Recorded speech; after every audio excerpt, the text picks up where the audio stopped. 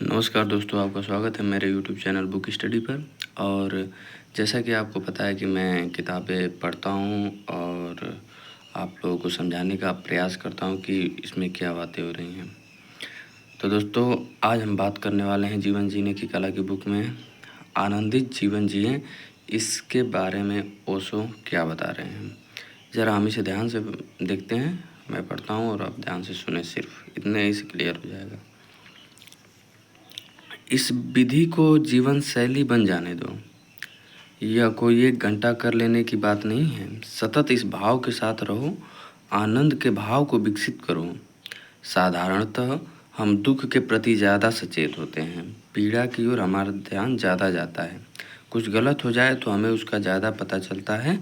रोग और बीमारी के प्रति हम ज़्यादा सचेत होते हैं बजाय स्वास्थ्य और निरोग दशा के। इससे बड़ी मुश्किल खड़ी होती है, क्योंकि पीड़ा की ओर ज़्यादा ध्यान देकर तुम पीड़ा होने में उसकी मदद करते हो, उसे पोषित करते हो।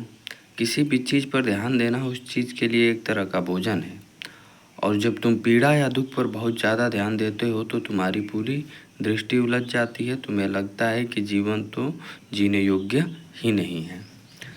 दुख का एक महासागर है और कभी कभार ही सुख के छोटे छोटे से द्वीप नज़र आते हैं, इतने कम कि उनके होने का कोई मूल्य ही नहीं।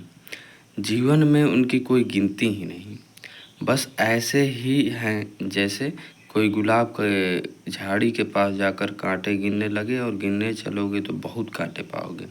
फिर ऐसा व्यक्ति फूलों में विश्वास ही छोड़ देगा। इतने कांटों के बीच भला फूल संभव हो कैसे सकते हैं। फूल एक असंभावना मालूम पड़ने लगेंगे और एक बार फूलों पर अविश्वास होने लगे तो फूल तुम्हारी दृष्टि से ओझल होने लगते हैं, क्योंकि जिस चीज़ पर विश्वास हो केवल वही तुम्हारे सामने प्रकट होती है। जिस चीज़ पर तुम श्रद्धा करते हो उसके लिए तुम उपलब्ध हो जाते हो। जब तुम श्रद्धा नहीं करते हो तो उस चीज़ के लिए बंद हो जाते हो। फिर तुम्हारा मन उसे अपने प्राणों में प्रवेश ही नहीं करने देता। तुम उसे देखकर भी देख नहीं पाते। फिर तुम कांटों की ही आशा करने लगते हो, क्योंकि वही तुम्हारा अनुभव है। जब तुम आशा करते हो तो उन्हें आमंत्रित करते हो। यह एक दुष्चक्र है। आनंद पर ध्यान देने से तुम्हारे भीतर एक शिफ्ट आ जाएगा, जैसे गाड़ी का गियर बदलता है। जहाँ भी तुम हो फूलों को खोजो। बड़ी से बड़ी बीमारी में भी कहीं स्वास्थ्य छिपा होता है। याद रखो कि एक स्वस्थ व्यक्ति ही बीमार पड़ सकता है, कोई मुर्दा तो बीमार नहीं पड़ सकता। कभी ऐसा सुनने में नहीं आया? याद रखो कि जीवन बीमारी से बहुत बड़ा है। जब बीमारी जीवन से बड़ी हो जाए तो तुम मर जाओगे। लेकिन हम स्वास्थ्य की ओर देखते ही नहीं। छोटी सी चीज़ सिर दर्द और तुम उन सब आशीषों को भूल जाते हो जो जीवन तुम पर बरसा रहा है। सिर दर्द छोटी सी चीज़ तुम्हें इतना दुख दे जाती है क्योंकि तुम उसकी ओर बहुत ध्यान देते हो। बहुत ज़्यादा ध्यान देने से पीड़ा बड़ी हो जाती है, कई गुना हो जाती है। वह इतनी बड़ी हो जाती है जितनी वह है नहीं। तो जब तुम्हें सिर दर्द हो तो याद करो कि शरीर के कितने हिस्से हैं जो पीड़ा में नहीं हैं। अचानक तुम पाओगे कि सिर दर्द छोटा सा रह गया, उसका कोई अस्तित्व ही नहीं रह गया है। एक बार तुम्हें लग जाए कि उसका कोई अस्तित्व नहीं है तो वह मिट जाता है, वह तुम्हारी दृष्टि से ओझल होने लगता है, क्योंकि तुम्हारा ध्यान अब कहीं और जाने लगा। तुम्हारे ऊर्जा ने उसे पोषण देना बंद कर दिया। यह आध्यात्मिक जीवन की कुंजियों में से एक है। कई वर्षों से तुम्हारा मित्र है और एक दिन उसने तुम्हारा अपमान कर दिया और सारी मित्रता खत्म। फिर तुम गिनते ही नहीं कि उसके द्वारा कितने आशीष तुम पर बरसे। बस एक वक्तव्य हो सकता है कि जो उसने कहा उसका वैसा कहने का मतलब भी न रहा हो सकता है कि उसने ऐसा किसी भावावेश में कहा हो सकता है कि वह जो कह रहा था उसका उसे बोध भी न हो।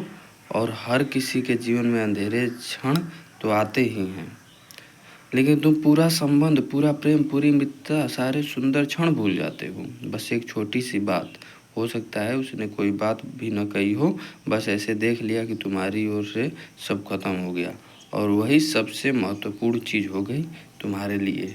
यह अधार्मिक होने का उपाय है। हमेशा आशीषों को गिनो और वे अनंत हैं। दिनों के प्रति और जागते चले जाओ।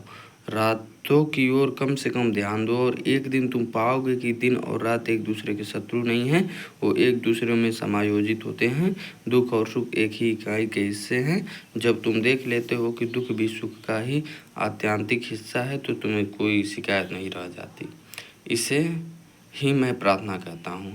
जब कोई चित्त बिना किसी शिकायत के होता है तो एक अहोभाव उठता है। फिर तुम परमात्मा को मानते हो या नहीं मानते, इससे कोई फर्क नहीं पड़ता। वह अहोभाव कि जीवन अच्छा है, कि तुम सुखी हो, तुम आनंदित हो, कि तुम्हें जीवन जीने का अवसर मिला, तुम सुखी हो, कि जीवन में चाँद है, तारे हैं, फूल हैं, नदियाँ हैं, पहाड़ हैं, लोग हैं, तुम सुखी हो, कि तुम पर इतने आशीष बरसे हैं। यही प्रार्थना है। इसी क्षण से अपनी चेतना में यह परिवर्तन ले आओ। फूल गिनना शुरू करो और तुम पाओगे कि हर क्षण अनंत अनंत फूल बरस रहे हैं। ये ओशो की book God is not for sale से ली गई है और यहाँ पर छोटा सा एक वक्तव्य है ओशो का। वह व्यक्ति जीवित कैसे कहा जा सकता है जिसे अपने भीतर जो जीवन की धारा बह रही है उसमें जिसकी कोई प्रतिष्ठा न हो। वह व्यक्ति जीवित कैसे हो सकता है जिसे उस तत्व का पता न हो जिसकी कोई मृत्यु नहीं होती। तो दरअसल दोस्तों आप लोगों को भी समझ में आया होगा। बहुत अच्छी, बहुत सरल भाषा में उसने समझाया है कि जब हम पीड़ा में होते हैं तो हमें बहुत ज़्यादा दुख मालूम होता है, क्योंकि हमारा ध्यान सारा पीड़ा की तरफ ही होता है। मतलब जब हम बीमार पड़ जाते हैं तो हमारी सारा ध्यान जो होता है वो बीमारी की तरफ चला जाता है।